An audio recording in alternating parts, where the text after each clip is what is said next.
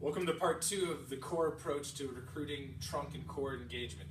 So part 1 we went over, does your core automatically fire? Does it have automatic core engagement? Part 2, what we're going to go over today now is how to get that core to automatically fire. Then in the later parts of this series here, what we're going to go over now is what you do now after that core is firing to get them back to like a functional core strength. So the theory on getting your core to fire is you got to facilitate core function. By that I mean you can either use strong parts of your core, which is usually up above or in your arms to help get the lower part of the core to work, or you do prolonged holds where you have the weak muscles start to get tired and then the core starts to kick in, or the tonic muscles start to kick in. So you have phasic muscles, which are your weak ones, the ones that are overworking, and then your tonic ones are your big stabilizers. So again, you're going to set the body up for success and then do long holds in those positions, and you'll notice that core starts functioning. So one great way that we do this is what's called a tonic spread, where you use the arms to carry into the strength to the legs. So if I bring Jeff back here and we're going to have him lie down on his back here, I will retest that automatic core engagement of his hip flexion. So I'm going to bring his leg up, I'm going to bring it in a little bit, ankles up. These are all things to facilitate the core.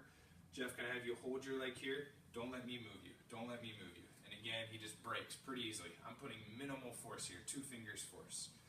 So if I can use what I know is a little bit stronger strength, I can help that upper body get that core to function below. So what you do is, Jeff, clasp your fingers together. And what I'm going to tell Jeff here is not to overpower me, but not to let me move him. And what's going to happen is he's gradually going to start kicking in muscles, and then I'm going to have the leg come up, and I'm going to tell him not to let me move his leg.